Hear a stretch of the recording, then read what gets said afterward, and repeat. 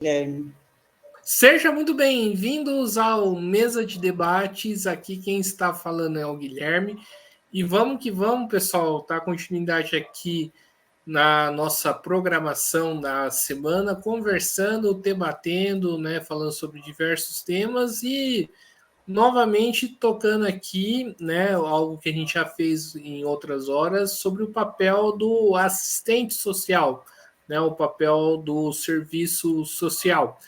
Então, para falar sobre esse tema, convidei aqui a Priscila, ela que é de Monteiro Lobato, e vamos conversar um pouco aí sobre, né, esse tema, né, do assistente social, né, do serviço social, e qual que é o papel que ele pode cumprir, né, nas lutas e na nossa sociedade como um todo. Então, antes da gente começar, eu peço para a Priscila fazer sua primeira apresentação.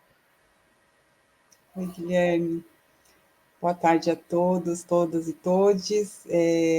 Bom, como o Guilherme já fez uma breve apresentação, eu sou bacharel em Serviço Social, me formei em 2005 pela Universidade Cruzeiro do Sul, em São Paulo.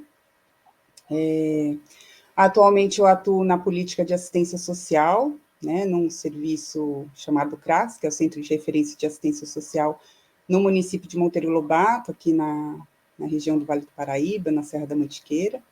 Eu cheguei aqui em setembro de 22. Eu me formei, como eu já falei, em 2005. Eu trabalhei por 4 anos na política de saúde, especialmente na política de saúde mental, em CAPS, né? Que é o atendimento a pessoas com transtornos mentais com base comunitária, com a proposta de cuidado no território. Depois disso, eu fiquei um tempo fora, né, do serviço social, voltei agora em 2022, depois que eu passei num concurso aqui no município onde eu estou atuando, e há um ano e pouquinho, eu também componho a base do meu conselho de classe, que é do Conselho Regional de Serviço Social. Então, estou lá no coletivo, estou na comissão de orientação e fiscalização profissional, junto à direção atual lá do meu conselho, da categoria de assistentes sociais. E aí, continuando, Guilherme, respondendo a sua pergunta, né, sobre o que é o serviço social, é uma profissão que está regulamentada em lei, né? É a Lei 8662, de 1993, a lei mais recente, que regulamenta e dispõe sobre o que é o fazer profissional. A gente também se pauta no nosso Código de Ética, que é uma resolução do Conselho Federal de Serviço Social, que tem como princípio central a liberdade, né, em relação aos usuários, em relação à população que procura o atendimento do serviço social. É uma categoria profissional que ela vai, quando a gente busca no processo histórico da nossa profissão, ela vai avançando na medida em que os movimentos sociais também vão traçando a sua história. Então, é uma profissão que acompanha o movimento sócio-histórico, sabe, do país, por exemplo, né? No Brasil, ela existe desde 1937, que foi quando surgiu a primeira escola de serviço social, foi na era do governo Vargas. Hoje nós somos em mais de 200 mil assistentes sociais no Brasil, é o segundo país que mais tem profissionais de serviço social, acho que o primeiro lugar é os Estados Unidos. E aí eu não sei se eu posso dizer em cada continente, mas assim, o serviço social latino-americano ou sul-americano, ele se forma de uma forma diferente da América do Norte, por exemplo, né?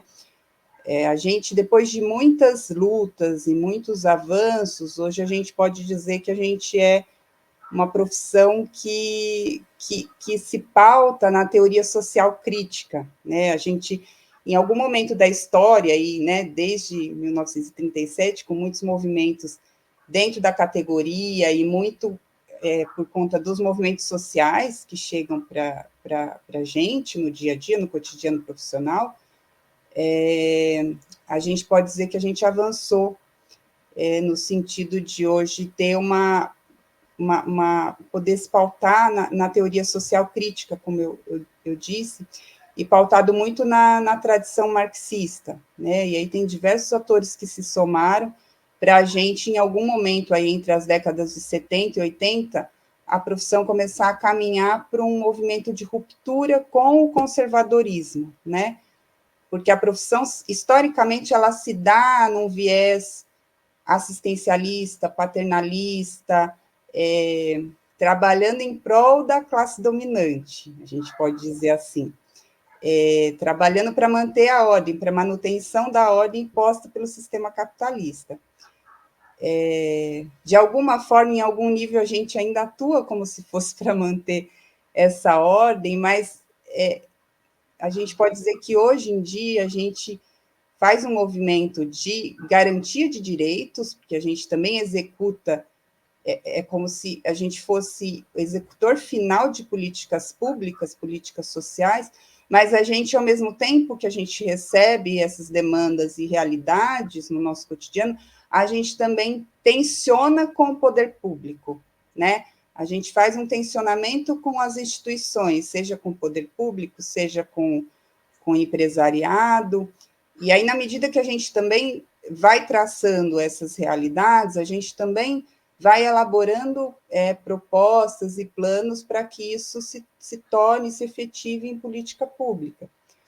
Então, dá para a gente dizer que a profissão é bem ampla, é muito generalista, mas que requer um comprometimento, né, dentro do nosso projeto ético-político, um comprometimento com a classe trabalhadora.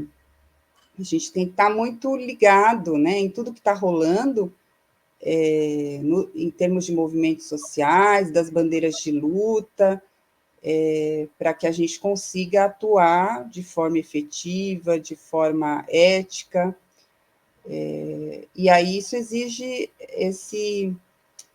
esse movimento da categoria de estar sempre ligado em tudo o que está acontecendo, né? A gente fala, tem uma autora do serviço social que fala da gente tomar um banho de realidade, né?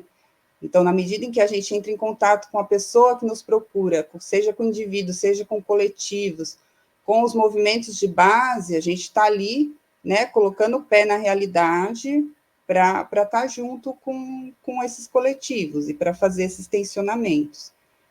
E eu percebo que é uma das profissões, das poucas profissões que a gente pode contar hoje, que busca essa reflexão mais crítica, mais ampla, de aprofundar os olhares, de romper com a lógica liberal, né, pautada muito no indivíduo, de romper com conservadorismos, e é uma luta diária, porque em geral, até mesmo as próprias políticas públicas, muitas vezes, elas são muito fragmentadas, elas não atendem ao que chega para nós como demanda. Então, é um cotidiano profissional bastante contraditório, a gente atua muito na contradição, muitas vezes é paradoxal, muitas vezes a gente precisa rever muita coisa, voltar atrás, estudar, se aprofundar a partir do que vai surgindo para a gente no dia a dia. E, enfim, eu acho que são várias nuances aí que a gente tem que estar muito ligado, e acho que é por isso que a gente, em geral, a gente troca muito, né, com os coletivos, a gente faz essa busca e se desafia para estar junto com esses espaços de movimentos sociais, com as trocas interdisciplinares também, porque a gente não atua sozinho, né, nos nossos espaços de trabalho, a gente está sempre com algum outro profissional de outra área, normalmente psicólogo, se for nos serviços de assistência social, é uma equipe de assistente social, psicólogo, um educador e alguns outros. Já em equipes de saúde, né, são equipes maiores, que envolvem mais especialidades, e a gente está ali sempre trocando e colocando e se posicionando e fazendo os enfrentamentos necessários, né? Certo. E, né, Priscila, em cima disso que você colocou, né, aí vem uma dúvida, né? Mais caráter de dúvida. É comum, né, por exemplo, o Estado ou alguns órgãos aí, privados terem uma postura de represália contra os assistentes sociais? Infelizmente, é bastante comum, né? Dada a nossa realidade de retrocesso político, né, vivido aí nos últimos anos, principalmente, a gente sofre com assédio, né? Existe até uma campanha agora, especialmente da política de assistência, que é do SUAS, né, que é o Sistema Único de Assistência Social. O Conselho Nacional de Assistência Social lançou uma campanha falando sobre assédio moral nos serviços onde a gente atua, né? E porque é muito comum haver retaliação, muitos atravessamentos em relação à nossa autonomia profissional, aos nossos posicionamentos, e a gente tem que estar ali muito atento, porque a gente muitas vezes a gente precisa até registrar, né? Determinados atendimentos a gente precisa registrar, a gente precisa se comunicar com algum outro órgão, e aí a gente precisa ter muito tato, muita cautela na hora de se comunicar, para justamente não reiterar uma ordem que é, muitas vezes, de criminalizar, né, as camadas mais empobrecidas da sociedade. A gente tem que estar muito, muito alinhada com as bandeiras de luta, né? Seja luta antirracista, luta anticapacitista, da luta LGBT, dos LGBTQIA+, justamente para não corroborar com essa ordem que está dada, né? Então, é muito comum a gente chegar nos espaços, seja nos equipamentos públicos e nos privados, e haver uma lógica ali muito conservadora, né? E aí cabe a gente, enquanto profissional, e eu acho que na medida em que você também pode contar com uma equipe que está ali junto, fazer esses enfrentamentos, em que, em alguns casos, é necessário até a gente contar com o apoio de sindicatos mesmo, né? Quando se trata de que compromete a nossa atuação, né? E condições de trabalho, a gente tem que envolver outros órgãos, que não só o nosso conselho de classe, que em algumas situações o conselho de classe vai para garantir que a gente tenha condições éticas e técnicas no nosso ambiente de trabalho, né? Que são o quê? Um espaço de trabalho que seja preservado para que a gente tenha, o atendimento seja sigiloso, isso é uma garantia básica para o usuário que chega num serviço público ou privado, mas que tem atendimento do serviço social, por exemplo. E aí, para alguns outros casos, a gente tem que ou, né, ir atrás de sindicato, Ministério Público muitas vezes entra nessas questões, né, Ministério Público do Trabalho, principalmente. Mas eu acho que a gente vive num contexto muito difícil, acho que é desafiador, mas eu acredito que a gente tendo clareza, né, do nosso papel e das nossas atribuições, a gente consegue ir avançando de alguma forma. Eu não acredito que a gente consiga mudar, né, de forma radical a realidade, né, da sociedade, mas a gente vai criando, a gente vai elaborando estratégias de maneira que essa população tenha a garantia de autonomia, de protagonismo, sabe, na sociedade. E não é aquela autonomia no modo liberal, né? De eu posso, eu consigo, se eu quero, eu consigo. É autonomia no sentido de poder contar mesmo com os espaços públicos, com o Estado, né? Em algumas situações, principalmente quando a pessoa está em situação de vulnerabilidade social, de risco social, é o momento que normalmente elas buscam apoio de algum serviço público.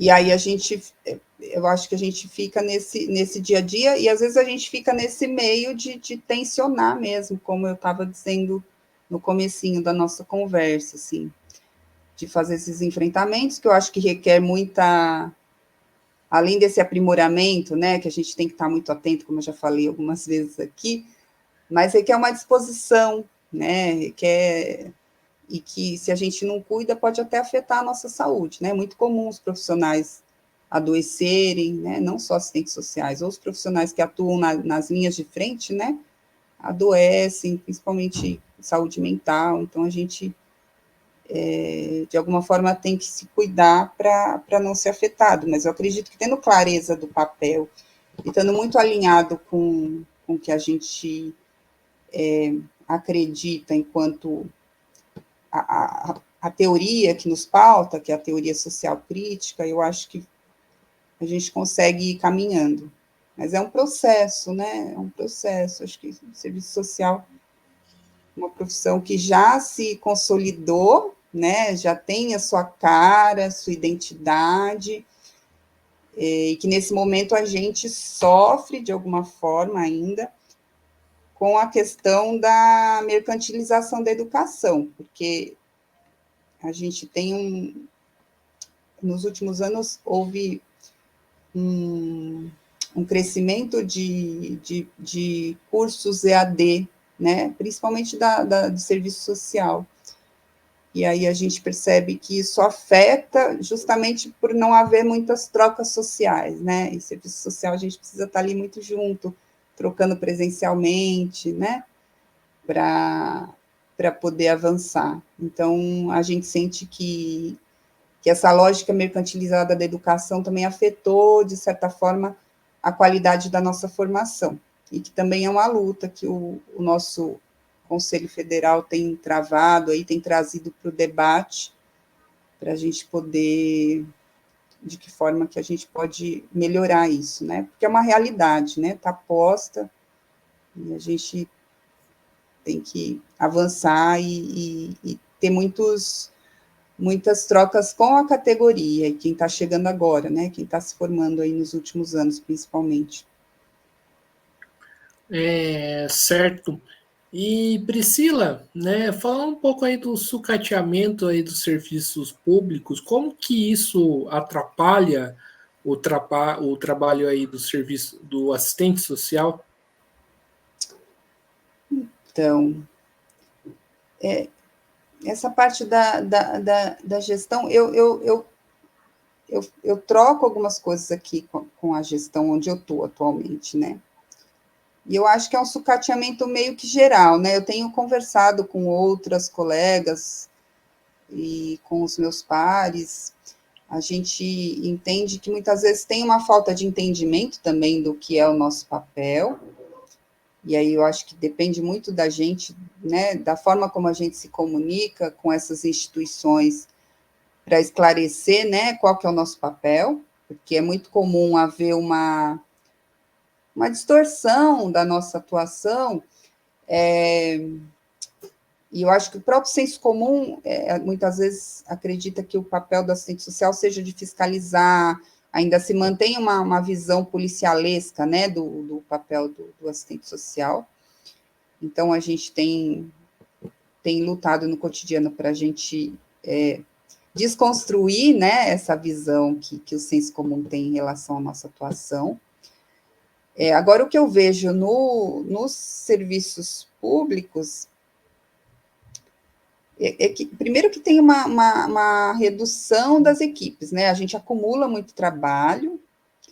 Eu acho que de uns anos para cá se somou a isso as tecnologias digitais, os aplicativos de mensagens que há uns 10 anos atrás a gente não tinha que fazer uso, hoje, né, a gente acaba tendo que fazer uso, então a gente acumulou mais trabalho, eu acho que com a tecnologia digital, e isso é de uma forma geral, né, não só nos serviços públicos, e eu acho que tem a redução de pessoal, isso fica muito claro, que na medida em que a gente tenta, e aí eu estou falando de uma realidade de município de pequeno porte, né, porque isso varia de acordo com o porte do município. para município de pequeno porte, que é até de 20 mil habitantes, o município recebe um valor de recurso mais limitado. Então, isso impede que a gente tenha alguns tipos de equipamentos que um município maior consegue ter pela questão do repasse de verba das instâncias federativas, né, principalmente do governo federal. Então, aqui a gente fica nessa redução aí por ser de pequeno porte, e aí acho que se soma isso, muitas vezes é uma falta de vontade política, né, porque na medida em que eu pauto, não só com a minha gestão, mas também nos espaços de conselhos de direito, sobre uma necessidade determinada de haver uma política voltada, por exemplo, para assistência domiciliar de pessoas com deficiência, né? E a gestão não legitima aquilo, né? Ou não quer entender que aquilo é uma demanda, né? Mesmo sendo um município de pequeno porte, vai havendo sucateamento e a gente fica muito reduzido em relação aos recursos, né? O que oferecer para determinados tipos de demandas, quando o que se vem como justificativa para a gente é que não há repasse de recursos do governo federal, portanto, não vai ser criado nenhum programa em relação a essa pauta, né, a essa categoria de atendimento. Então, a gente fica muito restrito, né, para atender alguns tipos de demanda, que chega muito de forma, olha, eu preciso disso, de forma muito direta, né, eu preciso disso e disso, e a gente não vai ter para oferecer, e eu entendo que, para determinadas realidades, como a que eu estou aqui, vai ser a partir de muita luta, e que vai ter que partir de um coletivo, não adianta só eu, enquanto profissional, ficar ali lidando no dia a dia e tensionando.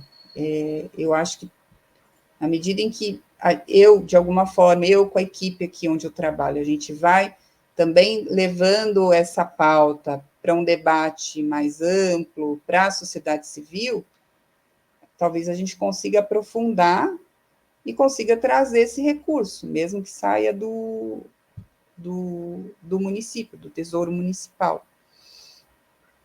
Mas ainda assim são muitas defasagens, e eu acho que tem um problema, às vezes, de rotatividade de gestão, né? Às vezes entra um ano está daqui a pouco está outro. Então, a própria política que é para ser efetiva, ela fica fragmentada e fica dada como se dependesse da boa vontade de um gestor, né? Principalmente município pequeno, existe uma visão de que as coisas só acontecem porque o gestor quer, né? Muitas vezes não há esse entendimento de que o que eu faço no CRAS já é uma política pública efetiva, que o CRAS só existe porque tem uma política nacional de assistência social, né? Ele não existe aqui porque foi a partir de boa vontade, né, das gestões. Ele foi determinado, né, pelo governo federal. E justamente para chegar ao recurso tinha que haver implantação do serviço. Então, tem muito, não sei se eu posso dizer, muitos mitos, né, em relação às gestões, principalmente quando é voltada para a política de assistência social, que ainda é vista como benemerência, né, como boa vontade, e hoje, na verdade, a gente sabe que é uma política pública, né. O Sistema Único de Assistência Social, ele é universal para quem dele necessitar, está na Lei Orgânica de Assistência Social. Então, independe de boa vontade política, tá posta, tem que seguir, é o que está na lei, né? E para além da lei, a gente vai criando estratégias de acordo com a realidade de cada território. Está muito claro na política de assistência, na política de saúde também, né? Do SUS, ele é universal e muitas vezes ainda é tido como boa vontade, né? De um profissional ou outro, né? E quando na verdade houve uma luta, né, anterior a todas essas políticas, né, houveram movimentos sociais que tensionaram para que se tornasse né, política pública efetiva, né? O SUS é recente, né, de 1990, o SUAS é agora dos anos 2000, né? Então é tudo muito recente e acho que requer um movimento mesmo, né? De base da classe trabalhadora para a gente legitimar e não cair nesse discurso liberal de que só é bom o que é o privado, né? Tem uma outra situação também que é muito comum e que eu acho que também compromete a qualidade dos serviços, que é a terceirização, né, das políticas. Você já deve ter ouvido falar, acho que em São José é muito comum terceirizar os serviços públicos, né, através de organizações sociais, e aí isso também pode comprometer até a nossa atuação enquanto profissional desses equipamentos, porque quando a gente é efetivo, concursado, a gente tem uma certa autonomia, na medida em que você precisa e necessita fazer algum tipo de enfrentamento, você sabe que você está ali, né, cumprindo seu papel e que você tem estabilidade naquele trabalho. No outro contexto de quando você é terceirizado, que você é contratado, esses enfrentamentos necessários já se tornam mais difíceis. Não que eles não aconteçam, mas eu acredito, pelo que eu tenho ouvido e presenciado, é mais pesaroso para o profissional, porque tem a ameaça, né, do trabalho, de ser despedido, dependendo do que a pessoa pautar, do que o profissional pautar, enfim. São várias nuances, né, de uma ordem aí, de um contexto neoliberal, né, Guilherme, que a gente tem que levar em conta, né? Porque tem um discurso de que tem que privatizar tudo, né? Tem muita gente que acredita que a privatização é o caminho, assim. Acho que é muito do que os governos de direita pregam e muita gente carrega isso como verdade, né? Sim. E Priscila, você falou aí do CRAS, né? Explica aí para o ouvinte que não é, né, da área, que não conhece essas siglas, o que significa o CRAS? Então, o CRAS é uma sigla, né? Centro de Referência de Assistência Social. Tem um nome, assim, mais fantasia, tipo, nome popular que eles chamam de Casa das Famílias. Normalmente, ele se situa em alguns territórios, né? Dependendo do tamanho do município. Aqui, onde eu estou, por ser pequeno porte, só tem uma unidade, tem um documento com as orientações, né, de como deve ser, a que se deve o CRAS, né, nos seus territórios. E aí a primeira coisa que vem é justamente para atender famílias que estão ali no território, especialmente as famílias que estão em situação de vulnerabilidade social, que tem a ver com insegurança alimentar, falta de acesso à renda, falta de acesso à moradia, muitas vezes.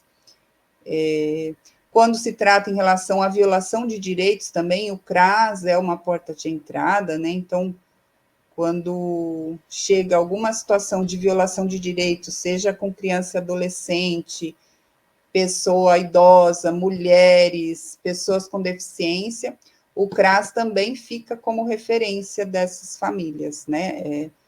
Elas podem ser atendidas, por exemplo, foi atendida na saúde, mas no posto de saúde, o posto de saúde vai se articular com o CRAS. A gente também tem esse papel assim muito essencial de fazer essa articulação intersetorial, porque como o CRAS é porta de entrada para muitas demandas, inclusive de documentação civil básica, né, de pessoas que muitas vezes não têm como arcar com custo de documentação de segunda via, ela procura o CRAS para se orientar, né? E a gente tem que garantir o acesso dela, a documentação civil básica, aos direitos previdenciários, aos benefícios assistenciais do INSS, aquele que está disposto na Lei Orgânica de Assistência Social, que é o benefício para a pessoa com deficiência e para a pessoa idosa acima de 65 anos, que é aquele benefício não contributivo, o CRAS também é referência. E ele também cumpre, tem o dever de que a gente chama de vigilância socioterritorial, que é o dever de se ater a essa realidade que chega no serviço, naquele território, e traçar um diagnóstico daquele território, né? O que chega, quais são as demandas, para, em algum momento, isso ser pautado, né, no Conselho Municipal de Assistência Social, principalmente, e nos demais conselhos. Né, a partir desse diagnóstico, dessas observações que são feitas no dia a dia, né, nas nossas vivências, a gente levar isso adiante para que se efetive algum tipo de política pública.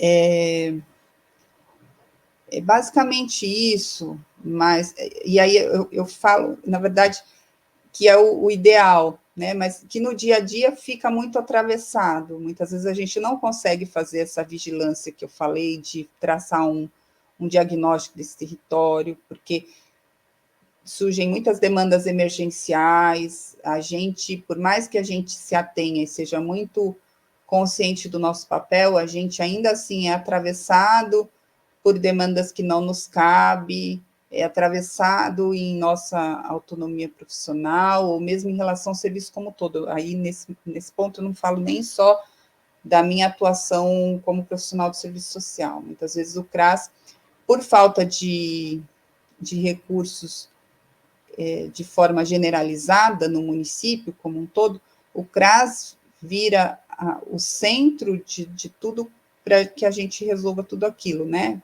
Falando de forma bem grosseira, assim. Mas, e aí é nesse momento que a gente vai buscando articulação com a rede, que é essencial, e ainda é um desafio, porque muitas vezes a gente mal consegue se reunir com essa rede socioassistencial, né? Que a gente fala que é o sistema de garantia de direitos, que envolve a política de assistência, a política de saúde pública, os conselhos, que é o conselho tutelar, no caso, conselho da pessoa idosa, enfim. Então, exige aí um trabalho, um esforço grande para a gente não ser engolido no dia a dia, assim, com as demandas imediatas, porque tem muitas demandas imediatas e que muitas vezes requer uma atuação ali de forma emergencial, mas que a gente tem que ter um tempo, né, depois de respiro, para poder elaborar aquela demanda e para que isso se efetive e que a gente consiga ir galgando e propondo mudanças, né? E mudanças que eu falo em nível da atuação do poder público, do Estado, né? Não falo nem a nível do indivíduo, que é muito comum a gente, enquanto serviço, cair muitas vezes num viés do indivíduo, num viés moralista. Então, a gente zela muito para se pautar no que está posto enquanto serviço, não no que o senso comum quer dizer para a gente, né? Assim, em termos de tratar como um problema do indivíduo. Então, essa não é a nossa pretensão, né? É pensar de forma mais aprofundada e entendendo que a gente está nos países mais desiguais do mundo, num país periférico, né, do sistema capitalista. Então, a gente amplia na perspectiva da totalidade, né, do materialismo histórico mesmo. Então, você me faz a pergunta, eu acabo falando coisas a mais, você pode ir me cutucando, tá, Guilherme? Mas quando eu falo do materialismo histórico, quando eu estou nos atendimentos aqui, e a gente vai se apropriando, se atendo do contexto histórico do território onde a gente está atuando, a gente consegue pensar nas gerações de pessoas que estão ali, nos ancestrais, daquelas pessoas que chegam até a gente, em que contexto que elas viviam, né? Porque a gente vem de um contexto de uma sociedade escravagista, de uma sociedade latifundiária, que expoliava, né, as pessoas de suas de suas terras, aqui, principalmente em municípios que têm uma população de zona rural, uma população majoritária de zona rural, é muito comum, e é muito paradoxal também, você pensar que a gente tem muita terra e essas pessoas ainda estão lutando por terra, ou estão sendo oprimidas por pequenos latifundiários, assim, não sei se eu posso dizer pequenos latifundiários, mas, em geral, tem muita opressão aqui na zona rural, muitas violências, por conta de acesso à terra, por falta de moradia, então é um paradoxo, né, para a gente. E acho que isso se dá de diferentes formas, tanto em cidades com populações rurais, como, né, no contexto urbano também é muito comum, né, a luta pela terra, por moradia, enfim. Não sei se eu respondi a sua pergunta, porque eu acho que eu falei demais agora nessa última. Não, não, tá tudo bem. Priscila, quando você fala de violação de direitos, né? Quem é o sujeito que mais viola direitos aí da população, ao seu ver? É uma boa pergunta, porque, a meu ver, é o Estado. É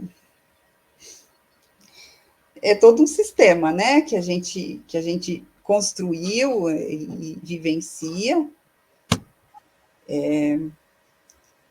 Dificilmente você vai me ouvir falar que é uma mulher, que é um homem, que é uma pessoa idosa, porque é o Estado, é a falta de presença do Estado que permite muitas vezes determinados tipos de violência e violação de direitos, né? Então, por exemplo, se uma pessoa me procura porque ela está tendo dificuldade de acesso à vaga em creche, que normalmente não sou eu a pessoa que vou conseguir encaminhar, né, de forma efetiva o acesso à vaga, né?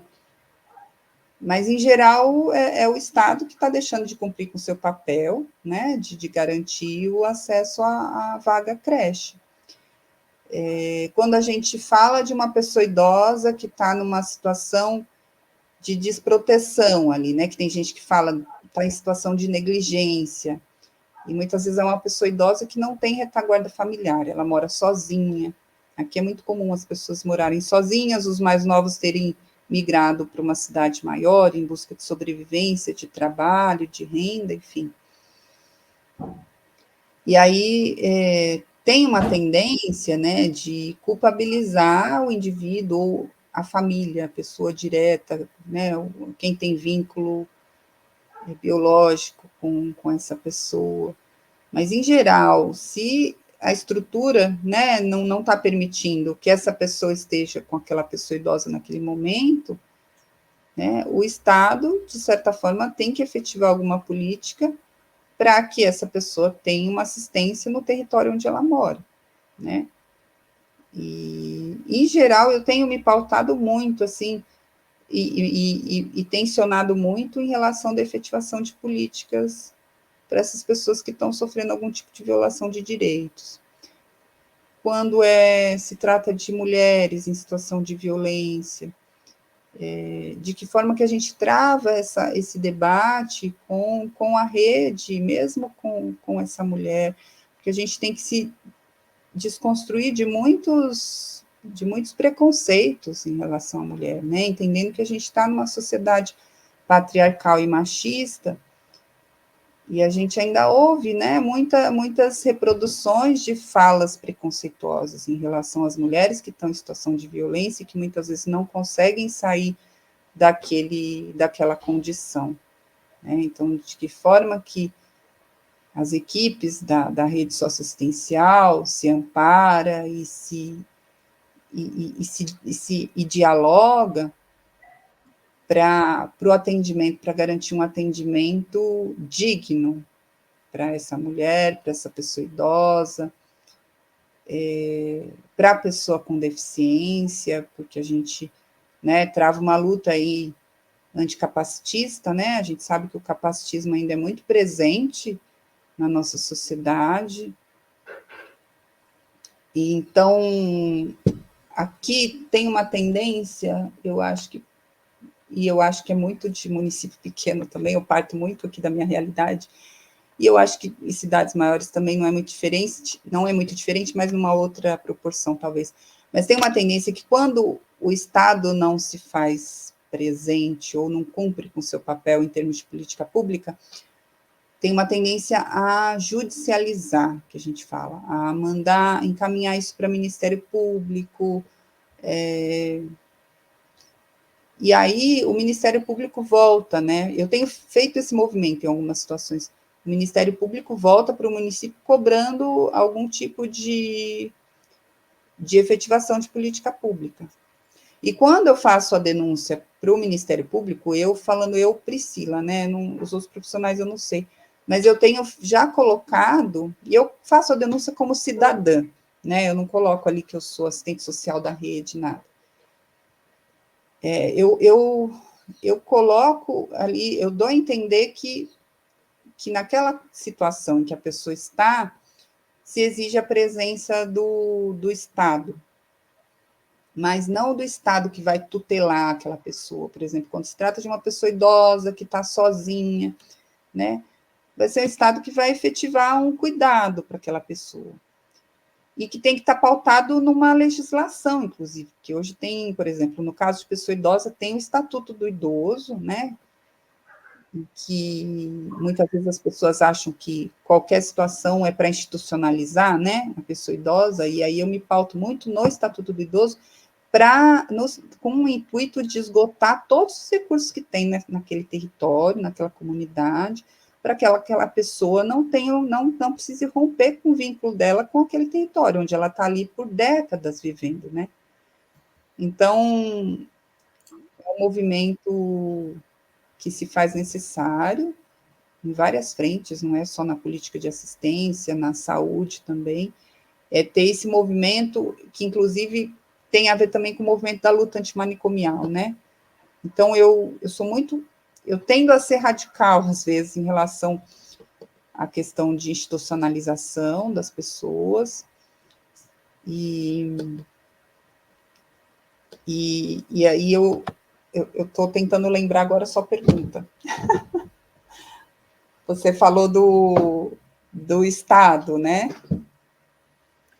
A pergunta é qual é quem mais viola, né, direitos da população.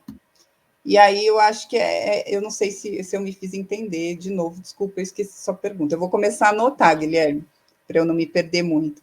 Mas eu sempre pauto, né, na falta de algum sujeito ali que não esteja para estar ali de apoio, nesses casos, principalmente que se trata de violação de direitos, de pessoas que estão, né, precisando de cuidados, não tem com quem contar, eu coloco em foco a presença do Estado.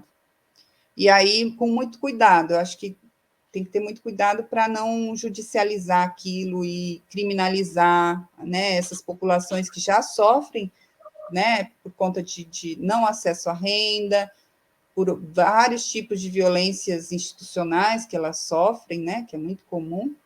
Então, quando a gente se mobiliza para isso, não é para corroborar com uma lógica que já está dada, é justamente tentando fazer um movimento inverso aí, e mais democrático, mais libertário, eu diria, sabe?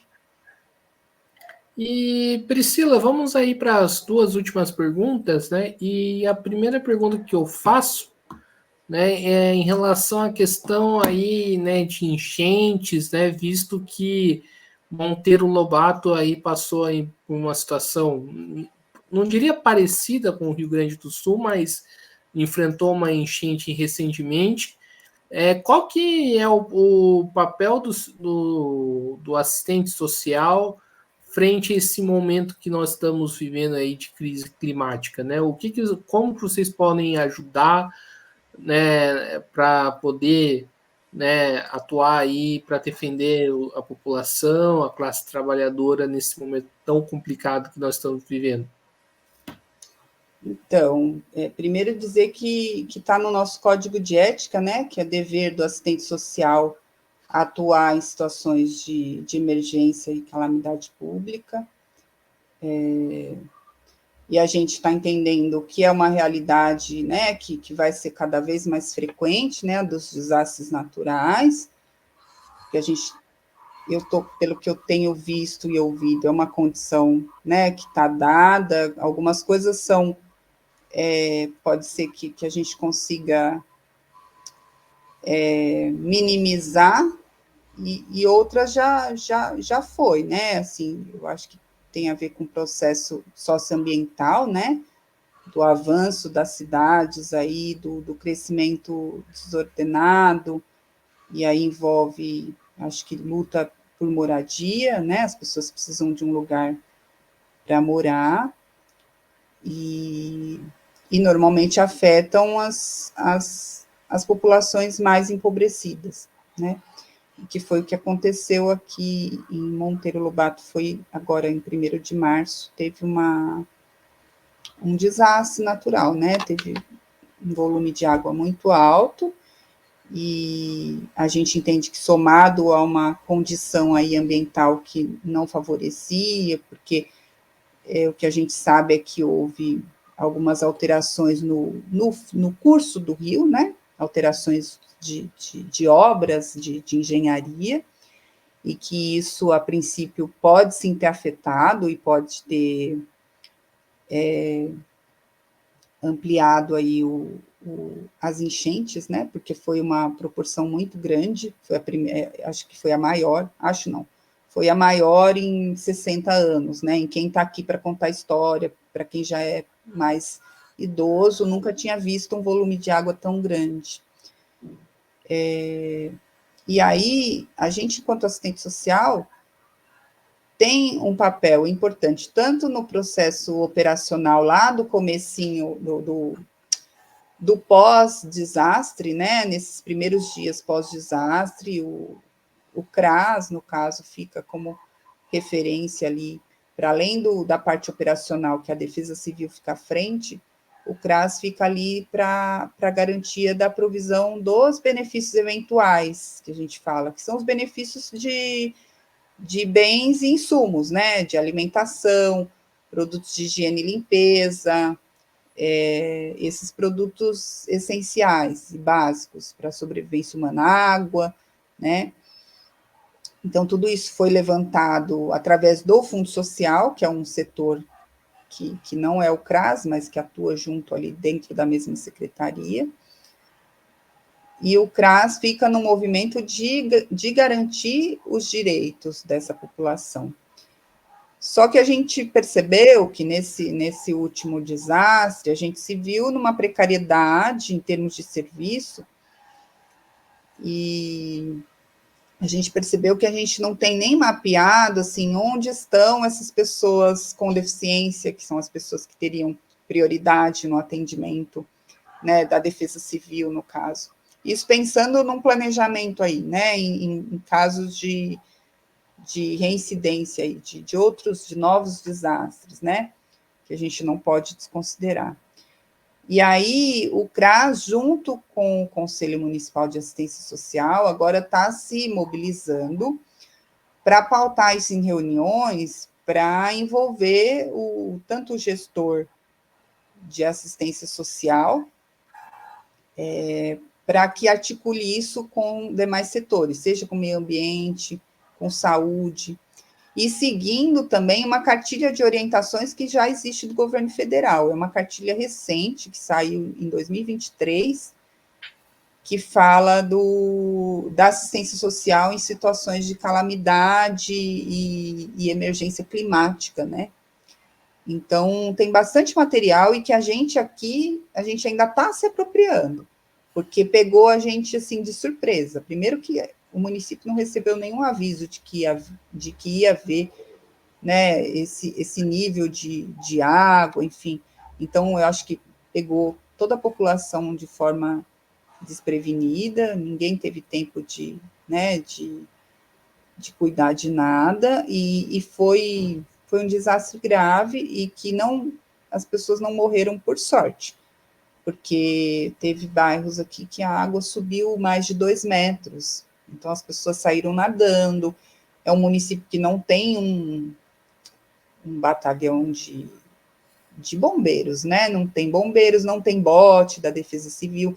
Então, todas essas necessidades estão sendo pautadas, levantadas, para que a gente tenha isso garantido, né, num próximo evento.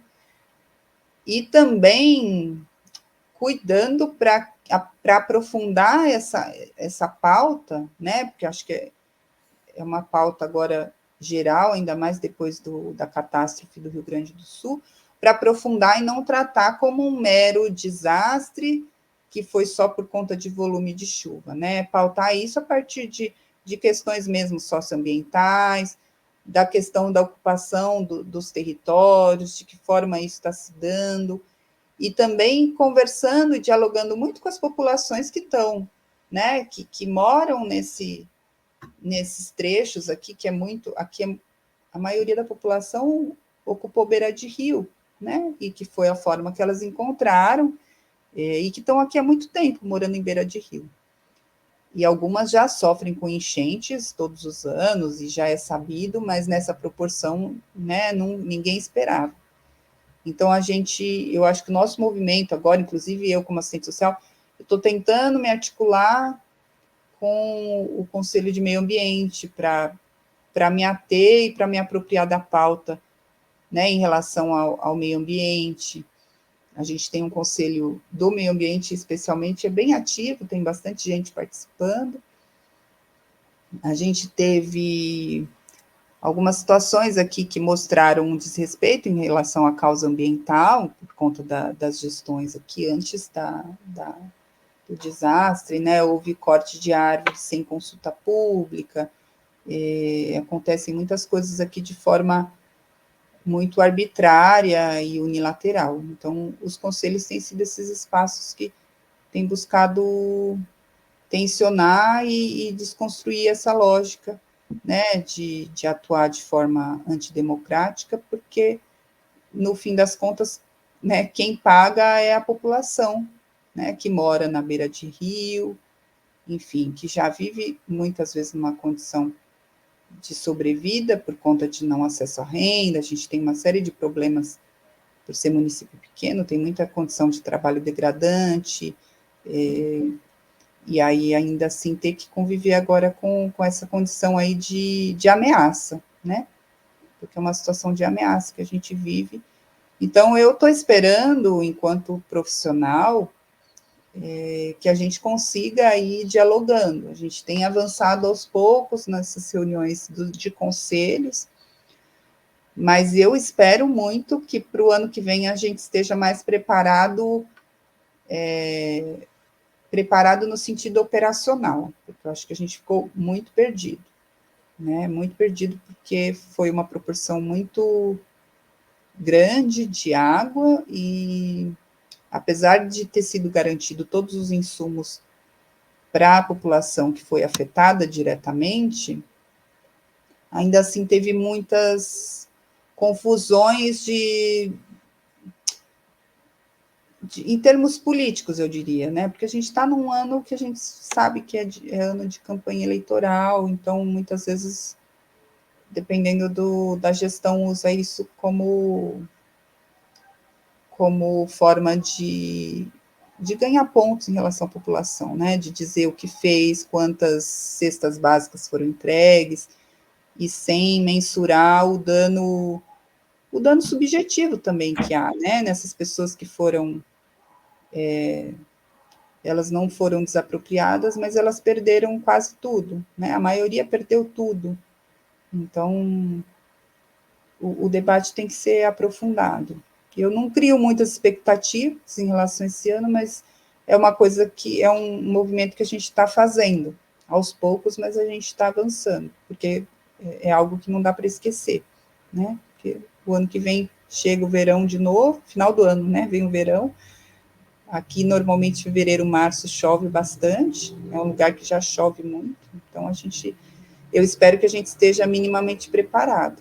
E aí, eu sinto que esse é o meu papel, assim, como assistente social, mas eu sinto que tem que haver boa vontade política, né? E eu tenho ouvido outras pessoas, eu me lembro que, há uns anos atrás, quando houve o desastre de Petrópolis, né, a catástrofe em Petrópolis, eu vi acho que era um cientista, ele é aí de São José, um cientista daqueles que atuam no CEMADEM, né, naquele centro de monitoramento, e aí ele falou que a questão dos desastres naturais associada à questão de moradia no Brasil exige boa vontade política, né? E, obviamente, da gente não corroborar com essa lógica, né, que a gente viu nos anos aí do desgoverno que a gente teve, que era de passar boiada, né? Então, acho que mais do que nunca é hora da gente olhar para isso e para todos esses discursos e tudo que a gente viveu aí nos anos anteriores e tentar fazer diferente, né? E eu não acho que vai ser fácil. Então vamos aí para a última pergunta. Priscila, você falou aí dos movimentos sociais, né, da atuação que vocês têm com os movimentos sociais, né, em conjunto. Qual que é o papel, né, no seu entendimento dos movimentos sociais para as mudanças aí, né, para a classe trabalhadora e ter mais setores populares da sociedade? Então, eles são essenciais, né? São vitais, né? Especialmente os movimentos que lutam pela consolidação de cidadania, né? Os movimentos democráticos, são eles que nos trazem, né? As demandas para a gente transformar, né? Essa realidade de alguma forma, em algum nível, né?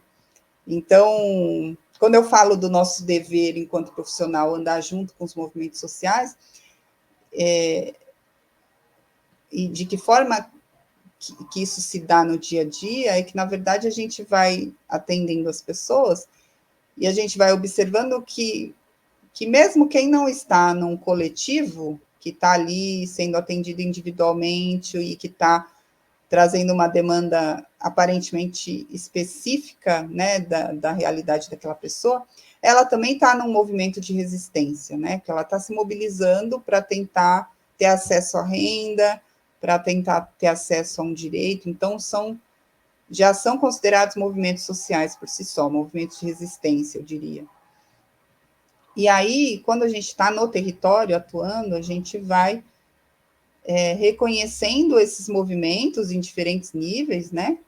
Então, tem alguns coletivos que já são um pouco maiores e que já estão mais consolidados, outros estão se formando, associações comunitárias de bairro também, algumas estão no processo de formação, e aí o CRAS fica ali de ponto de apoio, de como se fosse para intermediar, né, o processo junto ao Estado.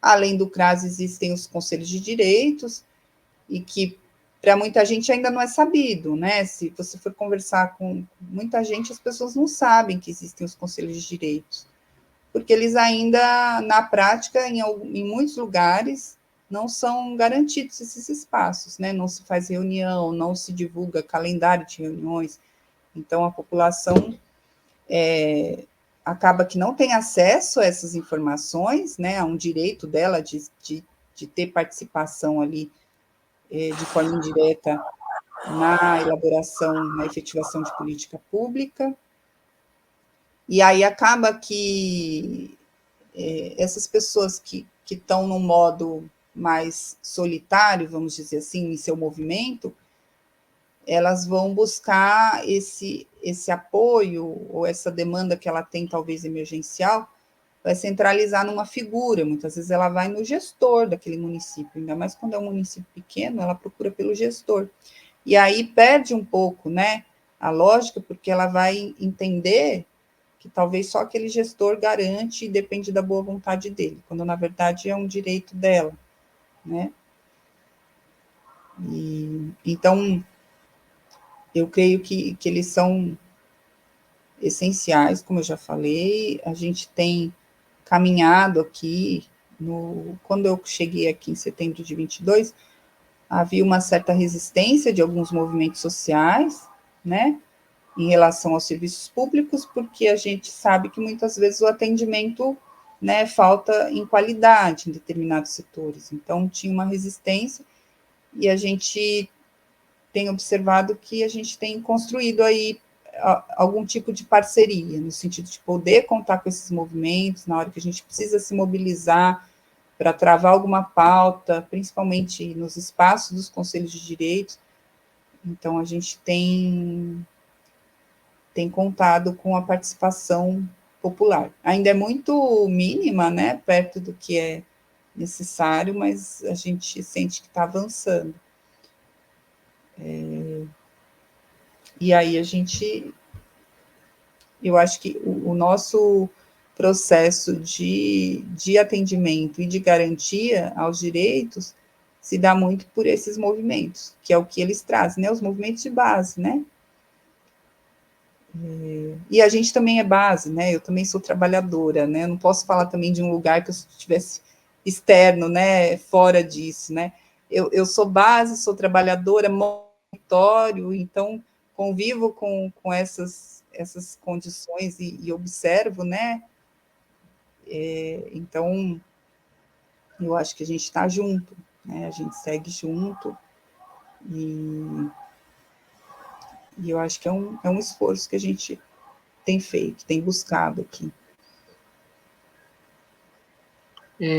Certo. Então, acho que é isso aí, pessoal. Estamos encerrando aqui mais uma entrevista do Mesa de Debates. Quero aqui agradecer a Priscila, né, dizer aí que eu gostei bastante aí da conversa, do papo, né, e passo a bola para ela fazer suas considerações finais.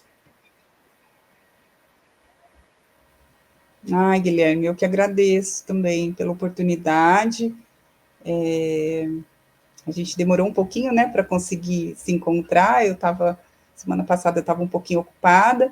Eu queria lembrar que dia 15 de maio foi o dia do assistente social, né, na semana passada, então eu estava em um evento aqui no Vale do Paraíba.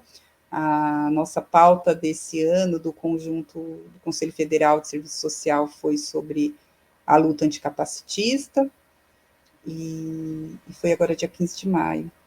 E dia 18 de maio também foi o dia da luta antimanicomial, né? Que é nosso dever também tá atento aí a essa bandeira de luta. Enfim, e quero agradecer imensamente, espero que eu tenha me feito compreender, né? A gente está sempre num processo aí de construção, eu não sou nenhuma especialista, mas acho que consegui trazer um pouquinho do que eu vivo, assim, de forma mais, né, da minha vivência na prática, né? E muito atenta para não cometer nenhum tipo de, né, de posicionamento mesmo, né, conservador. Eu acho que é um processo que cada indivíduo passa, né, e com o serviço social, quando a gente escolhe estudar serviço social, a gente passa por esse processo de desconstrução, né, porque a maioria de nós vem de um contexto de educação muito conservadora, antidemocrática, e aí quando a gente vai para a faculdade, algumas coisas a gente vai se desconstruindo, né, e ainda hoje, né, eu estou num processo, eu tenho que estar sempre muito ligada, eu e todas as demais colegas, a gente está sempre nessa busca aí, para ficar ligado no que está rolando, para a gente garantir o acesso para a população, que é o nosso dever básico aí, enquanto profissional. E agradeço mais uma vez, imensamente. Quando precisar, fico à disposição, tá, Guilherme? Ok, então é isso aí. Então, mais uma vez, agradecendo a Priscila, também agradecendo a você que estiver nos assistindo. Peço aí que acompanhe o nosso trabalho, né? Se inscreva no canal Podcast Mesa de Debates Título Pouco e curta os nossos materiais, seja entrevistas, matérias, programas, e também, né, segue a gente nas redes sociais. Nós estamos no Facebook, Instagram, no TikTok e no Quai, né?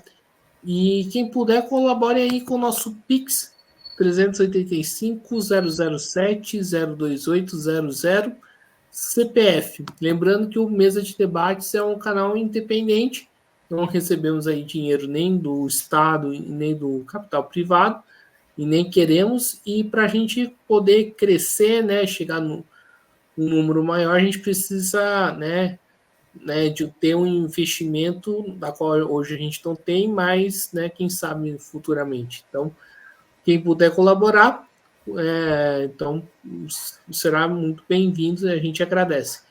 Então é isso aí, pessoal, por hoje é só, um forte abraço e fui.